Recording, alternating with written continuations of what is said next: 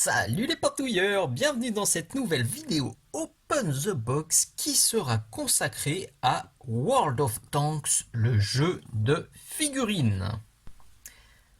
Avant de commencer, un énorme merci à Gale Force 9 qui m'a très gentiment envoyé cette boîte de World of Tanks en version française. Ça y est, on l'a attendu un moment. La sortie a été un petit peu retardée à cause du Covid, mais la version française est enfin disponible, donc je vais pouvoir vous la présenter avec grand plaisir. J'avais adoré la première version de Tanks. Et là, je tease, je spoil un petit peu, cette seconde version est encore mieux.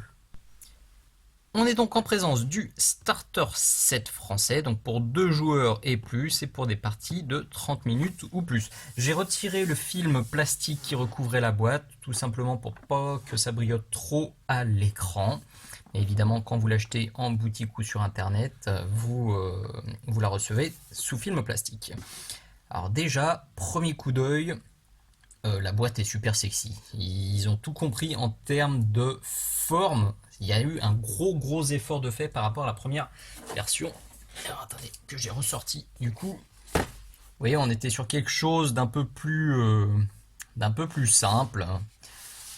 On va pas dire, ouais, c'était quand même moins sexy. Là, on voit qu'il y a eu un gros effort de fait au niveau de la présentation. Moi, je rentre dans un magasin de jeux ou de figurines, je vois ça, la boîte attire tout de suite avec un visuel très joli et surtout la très bonne idée c'est ça. Voilà, on a les 4 petits chars qui sont déjà assemblés et qui sont visibles immédiatement à la surface de la boîte, avec en plus les cartes qui sont ici avec la petite explosion. Vraiment, ça tape à l'œil. Ça attire le chaland, donc rien que pour ça, niveau forme, je mets 10 sur 10. Si on regarde un peu sur les côtés, qu'est-ce qu'on a? Alors, World of Tanks, le jeu de figurines. World of Tanks, Starter Set. Ok. Là, c'est la même chose. Là, c'est la même chose. Attention, on retourne. Youp. Là. Donc là aussi, on a un petit visuel bien sympatoche sur le champ de bataille. On voit déjà les cartes, quelques-unes. Améliorez-les et entraînez, choisissez vos chars, améliorez et entraînez vos équipages à l'assaut. Ok. On a le nom des chars, ça c'est déjà une bonne chose parce que j'avoue que moi je suis pas un grand spécialiste de chars. Donc quand il y a les noms, ça m'arrange bien.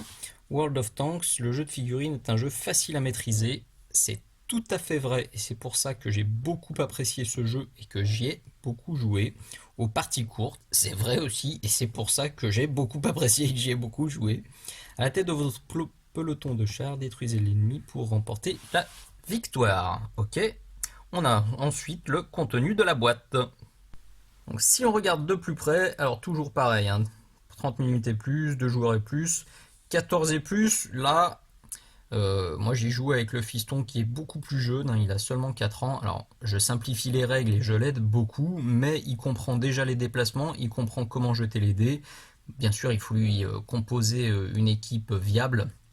Mais voilà, si on file un petit coup de pouce pour la constitution du peloton, c'est viable avant 14 ans, hein, franchement sans aucun souci. Donc dans la boîte, vous aurez 4 chars en plastique assemblés et peints. Alors, peint, c'est un bien grand mot, on le verra, hein. C'est sous-couché, mais c'est vrai que c'est de la peinture. Un livret de règles, 6 dés, 4 cartes de chars, 31 cartes équipage modulé équipement, 32 cartes dégâts critiques, 2 planches de terrain et jetons, et un code bonus pour jouer en ligne pour les joueurs nouveaux ou déjà inscrits. Ok, cool. Quelques crédits, et on n'a plus qu'à ouvrir. On peut retirer ce joli couvercle,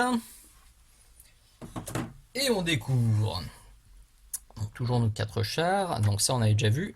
On a un paquet de petites cartes ici, et on a un paquet de grandes cartes ici, les dés qui étaient planqués aussi, et des compartiments vides pour d'autres chars, pour d'autres cartes, puisque comme pour la première version de Tanks, là on est sur du starter set, mais il y a plein d'autres chars qui sont déjà disponibles. Je vais retirer l'insert, comme ça on aura une meilleure vue. Hop, je mets ça de côté pour la suite. Je vais essayer de rien péter. Et on va commencer par les cartes de dégâts. Donc ça, c'est les cartes dégâts critiques, j'en reparlerai. C'est quand on attaque et qu'on se bouffe un comme ça, un critique donc sur le dé d'attaque. On vient piocher une carte comme ça, donc elles sont comme ça, et on vient piocher et on découvre ce qu'on prend dans la mouille. Donc par exemple, en état de choc, alors là, pour le coup on prend 0 dégâts, celle-ci est réparable, et les valeurs d'initiative et d'attaque de son char sont de -1, bim, dans ta face. Et ça c'est une petite phrase de contexte. Ok, alors bien sûr, je vais pas toutes vous les faire, hein. Sinon on y est encore dans 50 ans. C'est joli, c'est plastifié, c'est du carton qui est assez épais. Là on prend 2 dégâts, 3 dégâts, boum, allez, plus défausser toutes les cartes amélioration munitions de ce char, plus 1 dégât par carte défaussée. Bon. Donc là, il y en a qui piquent. Équipement endommagé, le joueur ciblé défausse une carte amélioration de ce char. Équipage blessé, équipage blessé, équipage blessé. Donc vous voyez, celles-ci sont pas réparables, celles-ci sont réparables.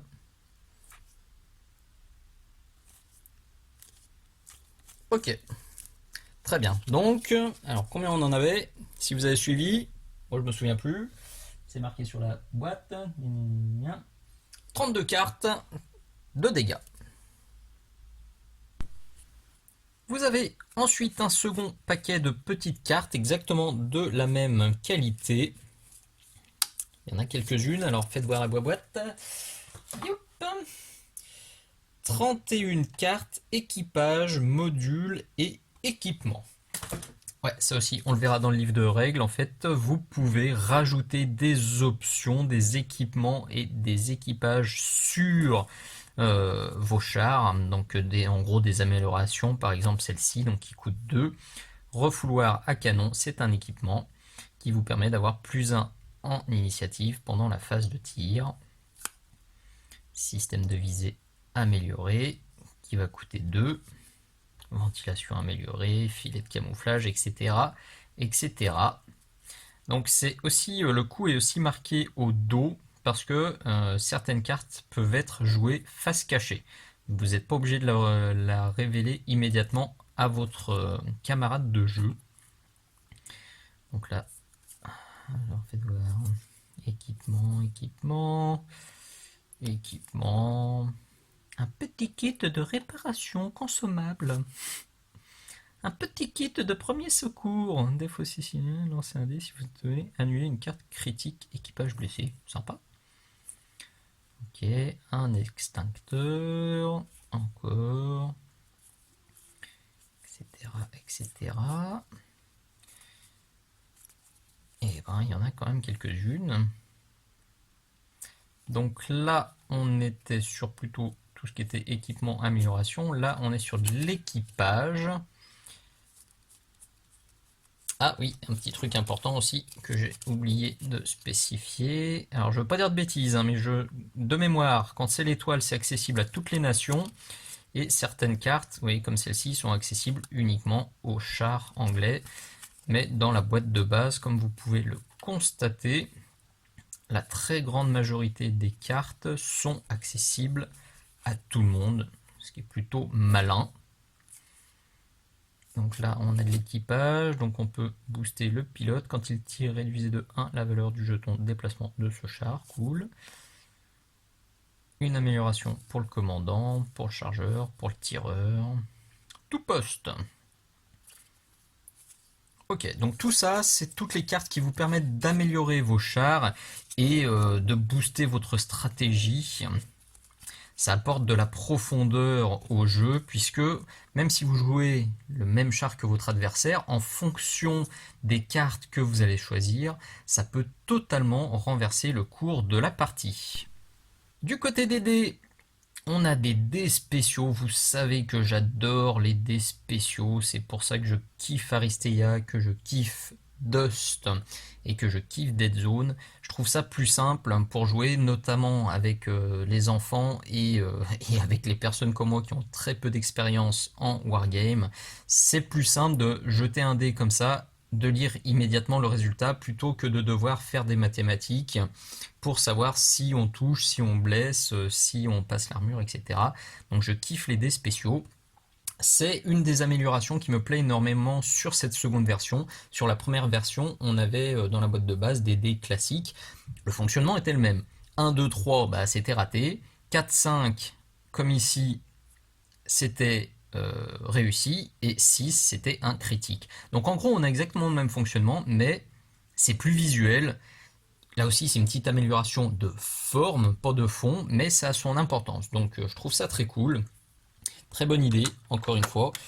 Petit bémol, on n'en a que 6. Ça par contre je trouve que c'est un peu léger. Bon, ça reste un starter set, j'ai d'autres dés à la maison.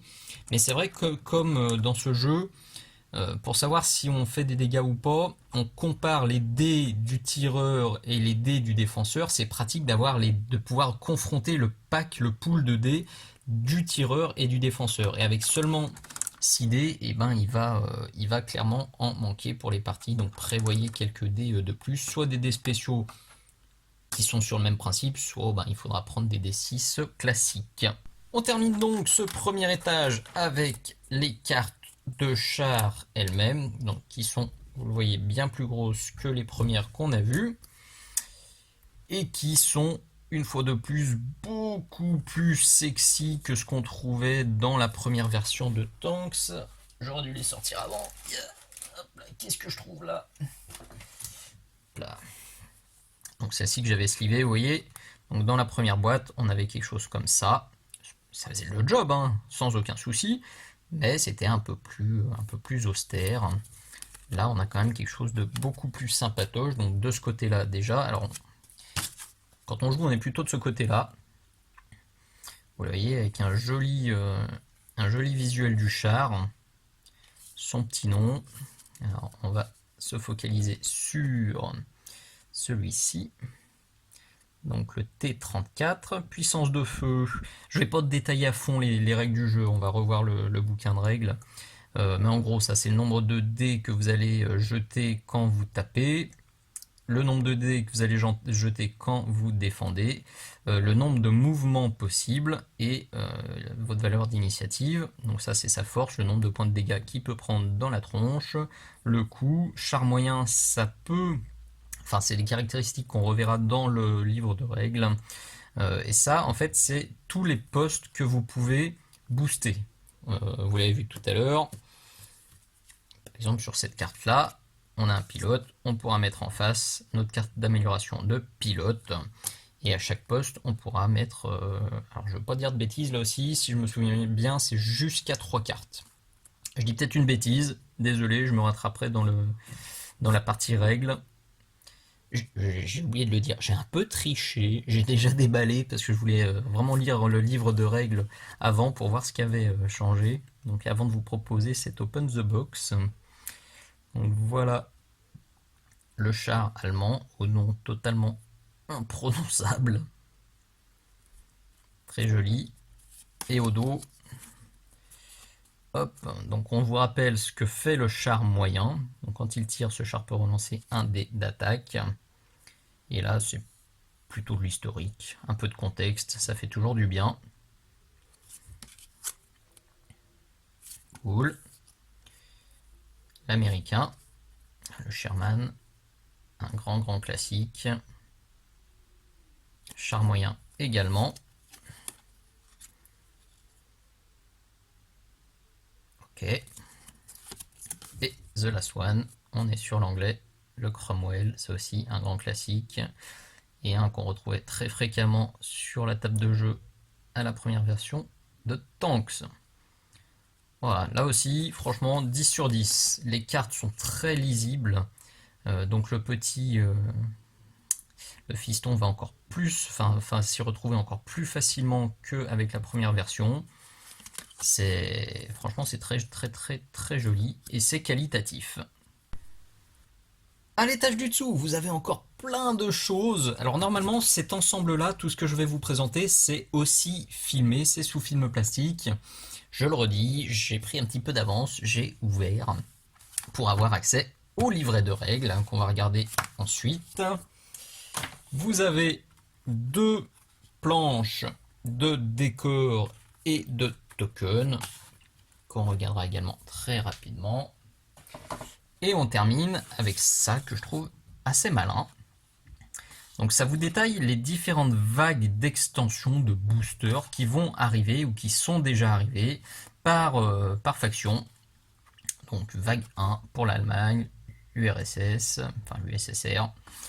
Là, tout ce qui va arriver, c'est très malin. On sait où on en est, on sait les chars qui vont arriver. Ça c'est cool. Et au dos, oui, ça c'est le code, le fameux code qui était détaillé sur le contenu. Là, quand on a vu le dos de la boîte, c'est un code pour jouer à World of Tanks. Il est là normalement, je l'ai planqué quand même. Ok, et ben ça fait du contenu. J'ai oublié de le dire d'ailleurs, cette boîte de base, à l'heure où je tourne cette vidéo, elle est à 36 € sur le site de Gale Force 9 et les extensions européennes sont à 11 €. Européennes, vous avez plusieurs cartes de différentes langues, dont les cartes françaises. Donc pas d'inquiétude aussi. C'est un petit peu le reproche, entre guillemets, le bémol, ce qui m'avait un peu fait arrêter la première version du jeu au bout d'un moment, c'est que les versions françaises arrivaient vraiment au compte-gouttes et que c'était pas facile de les trouver. Là, à l'heure où je tourne ces vidéos aussi, il y a déjà plusieurs extensions dispo en français, donc c'est une super nouvelle.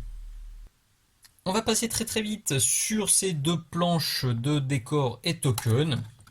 C'est super pour s'initier, ça reste de la 2D.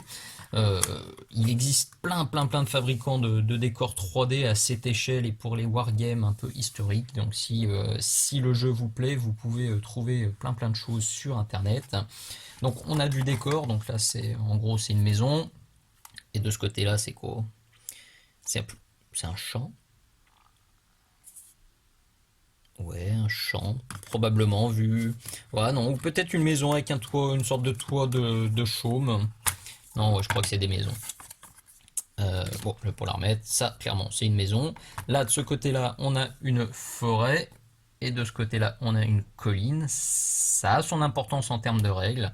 Donc, c'est très très bien d'avoir les deux dans la boîte de base, pardon. Le pion avantage, qu'on reverra dans le livre de règles. La flèche de déplacement, qui facilite franchement aussi les déplacements, qui permet de jouer avec des jeunes enfants, parce que tout se fait avec cette petite règle et c'est très très simple à gérer. Les pions de dégâts, les pions pour les chars détruits. En général, nous, quand un char est détruit, on vire la tourelle et puis on le laisse à sa place, mais si la tourelle est collée, vous pouvez très bien utiliser ces jetons-là. Et des jetons objectifs qui sont pour certains scénarios. Et sur celle-ci, hop là, ça se dépunch vraiment facilement. Encore une forêt, une autre maison, des tokens. Alors ça c'est pratique aussi. C'est des numéros, si vous avez 2 fois, 3 fois, 4 fois, 10 fois le même char dans votre peloton, vous mettez le numéro 1 sur la carte et le numéro 1 juste à côté du petit char correspondant. Comme ça vous ne vous perdez pas. Vous savez exactement qui est qui. On a des petits murets qui sont intéressants aussi en termes de jeu.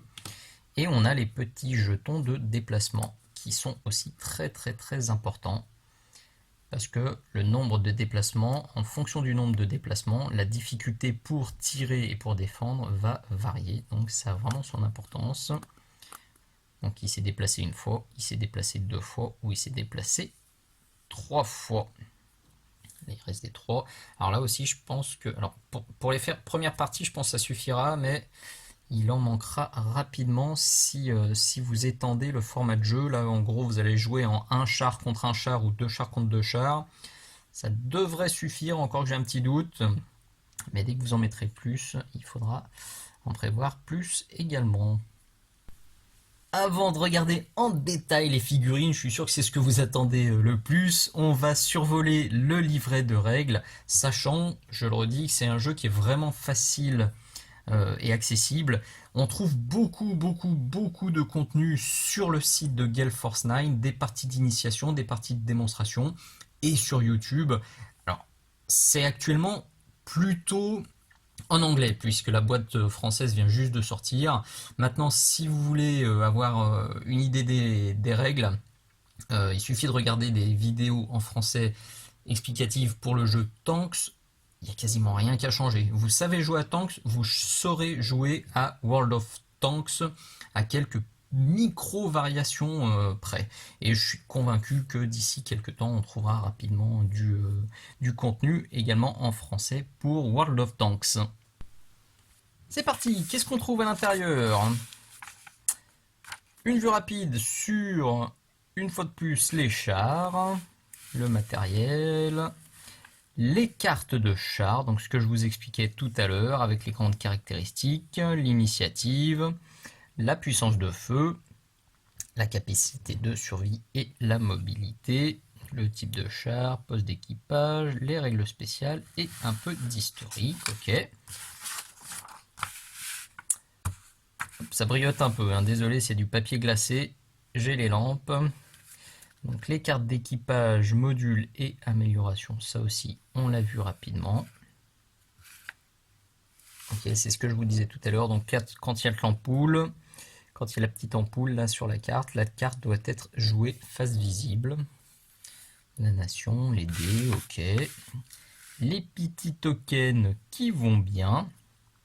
Ok. Donc le petit token avantage, la petite plaquette là, qui est intéressante parce que en cas d'initiative, la personne qui a l'avantage, va, en cas d'égalité d'initiative, pardon, celui qui a le jeton avantage gagnera l'initiative. La fameuse flèche de mesure, donc le corps de la flèche, donc en gros le rectangle sans le triangle final, c'est pour les déplacements. Et la flèche totale, c'est pour les autres mesures. Les cartes critiques. Et voilà, dès la page numéro 6, on rentre au taquet dans les règles du jeu. Avec les règles générales, le tour de jeu, ultra simple à mémoriser. On a du déplacement, phase de tir, phase de commandement. Hop là. C'est rapide, c'est nerveux, c'est tout ce que j'aime.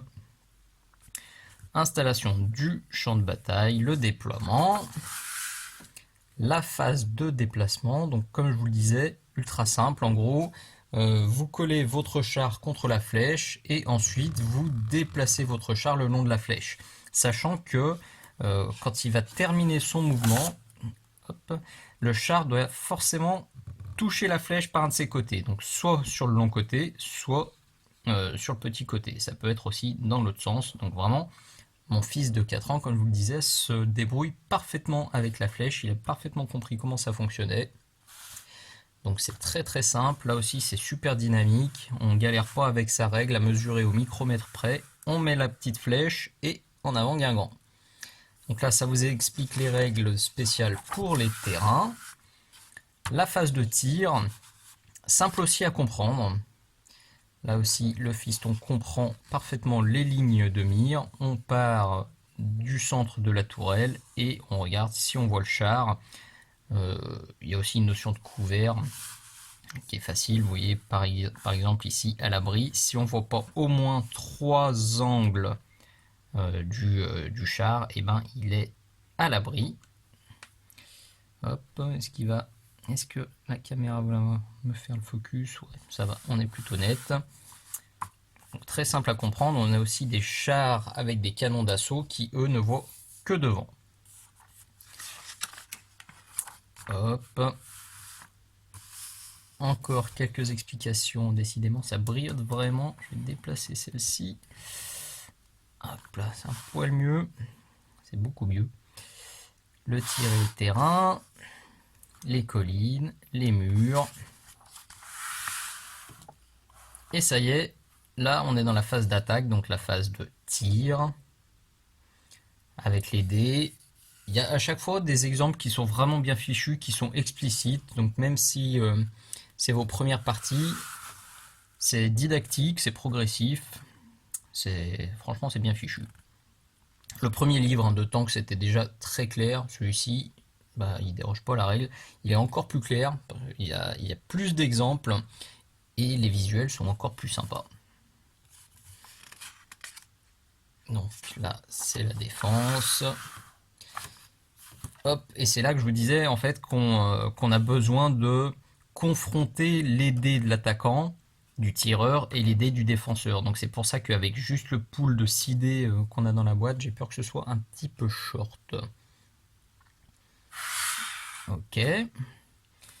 Là, la notion de dissimuler et l'application finale des dégâts pour savoir ce qu'on va se prendre au terme de la phase de tir. La phase de commandement, c'est en gros la phase pendant laquelle vous allez tenter de réparer les dégâts qui peuvent être réparés.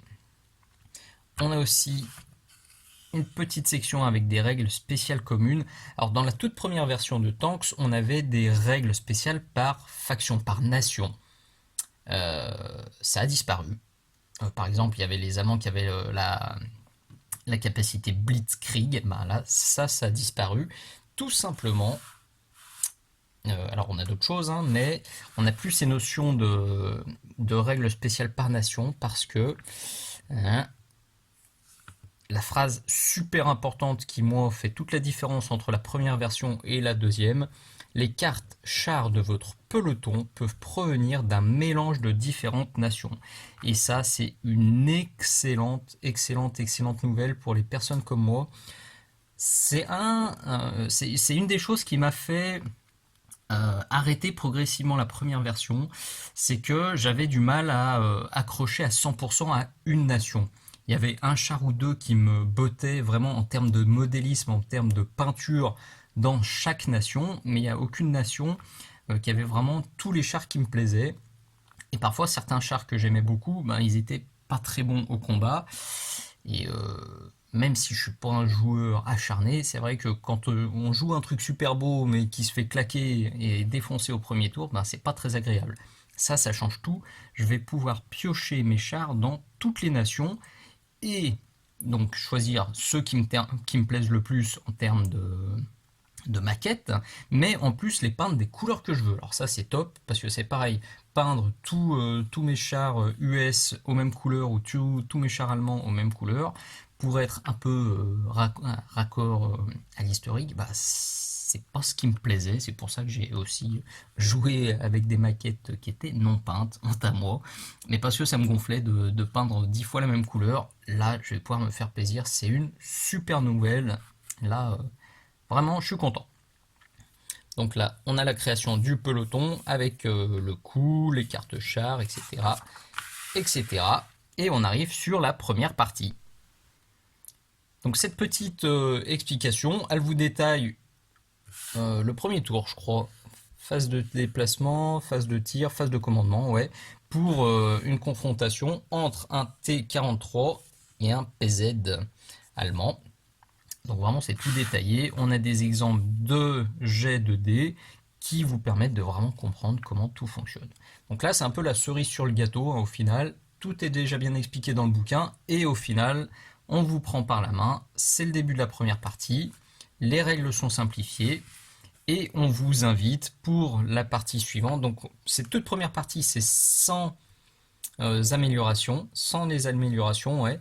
On vous conseille ensuite de jouer toujours avec les mêmes chars mais avec des améliorations. Et ensuite, on vous conseille de rajouter le Cromwell et le Sherman. C'est progressif là aussi, c'est top. Et on finit par différents scénarios possibles, donc soit l'assaut, soit la rencontre, avec l'objectif qui change à chaque fois, les conditions de victoire qui changent à chaque fois. Prenez la base et pas de quartier. Je me doute que ça aussi, ça va se développer avec le temps. On termine enfin au dos du bouquin par un petit récapitulatif qu'on peut consulter très facilement pendant la partie de jeu, surtout au début, quand on débute, si jamais on a un petit doute. Allez, chose promise, chose due, on termine cet Open the Box par les figurines. Évidemment, les figurines de petits chars. Ça arrive donc telles quelles. Elles sont montées, elles sont collées et elles sont sous-couchées. Je vais être honnête et transparent dès le début. Le fait que ce soit monté, j'accroche à 100% parce qu'il faut avouer que les maquettes, même si elles n'étaient pas compliquées à monter, ça prenait un petit peu de temps. Là, au moins, c'est déjà assemblé. J'avoue que je suis pas 100% convaincu par la sous-couche. Ça ressort encore plus à la caméra. Je la trouve un peu trop granuleuse. Alors, je suis perfectionniste, vous me connaissez très bien. C'est vrai que moi j'aurais fait une sous-couche comme ça, ben, je pense que je l'aurais reprise et je pense que avant de les peindre, je conseille pas de mettre juste un lavis, un glacis directement là-dessus. Perso, je pense qu'il faut repasser une couche de base. Quand on est exigeant, c'est toujours pareil. Je sais que j'ai des exigences qui sont un petit peu hors normes.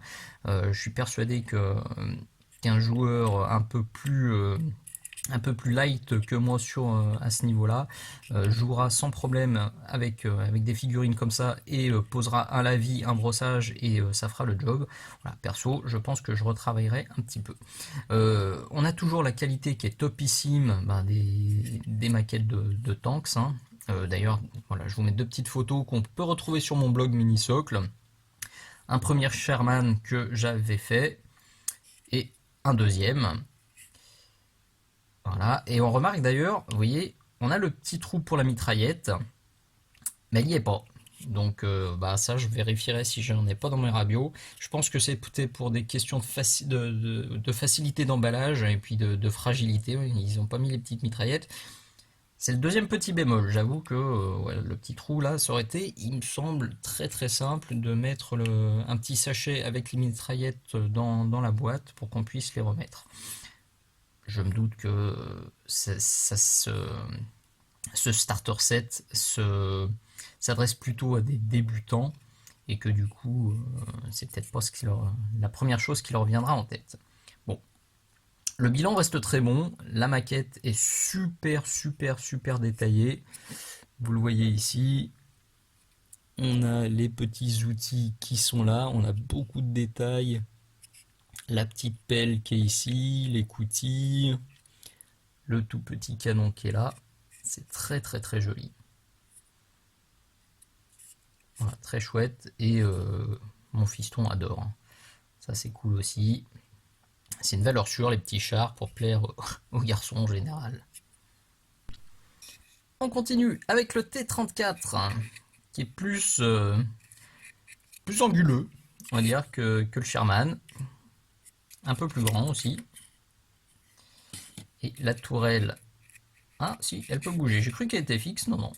Elle peut bouger. Bon, on reste sur la même qualité. C'est très fin, plein, plein, plein de détails. Plein de petits rivets pour faire des effets de coulure, du weathering à gogo.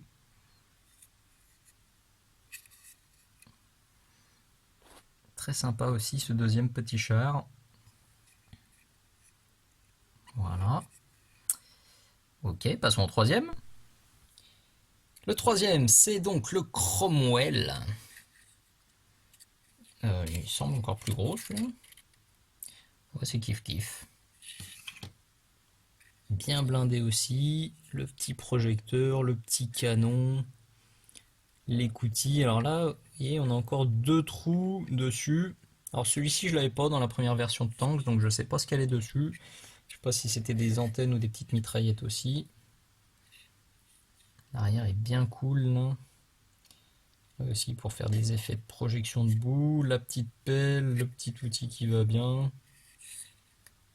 Les deux petits projecteurs à l'avant.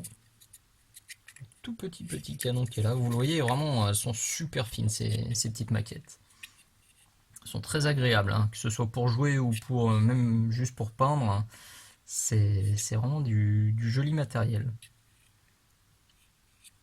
Très très chouette. Et on termine par le char allemand au nom imprononçable, donc je vais même pas m'y risquer, avec les belles plaques de blindage là sur le côté. Là, si tapoter avec de l'éponge et avec des projections de boue à la brosse à dents ou au pinceau, ça fait le job tout de suite et rapidement. Gros, gros, gros canon, hein. Pour le coup, le canon est vraiment balèze. Donc, les plaques. Une petite bonbonne là, bien mignonne à l'arrière. Un câble. C'est un sans faute. Après, je le savais, hein, pour avoir bien écumé les premiers chars, je savais que ce serait top. Et pour le coup, c'est vraiment agréable que ce soit assemblé. On gagne du temps. Là, on prend la boîte, on sort ses pitous, on joue avec. Et c'est cool. Alors, le petit conseil, par contre, c'est vrai que si vous prévoyez de les repeindre ensuite, euh, évitez de trop les manipuler comme je suis en train de faire. On a tous du sébum, un petit peu de gras sur les doigts. Et si on en met trop, la peinture, si on revient avec de la peinture un peu diluée derrière, la peinture adhérera pas parce qu'on aura mis un petit peu de sébum sur le pitou. Donc si vous prévoyez de les peindre ensuite, essayez de les manipuler uniquement par les chenilles pour vos premières parties. Mais bon, je sais qu'avec les enfants, c'est aussi parfois difficile. Aidan a encore beaucoup de mal avec la notion de je ne mets pas mes doigts sur les pitous de papa. Grosse bêtise, pas glop, pas glop.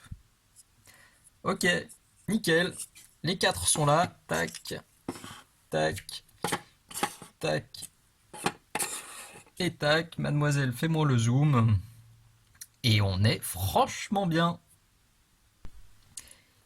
Et nous voilà au bout de ce nouvel Open the Box. Vous l'avez compris, je suis au taquet, j'avais adoré la première version du jeu, je surkiffe cette seconde version, le matériel de jeu est encore plus qualitatif, le livre de règles est vraiment très joli et encore mieux fichu, les nouvelles règles me plaisent à 100%.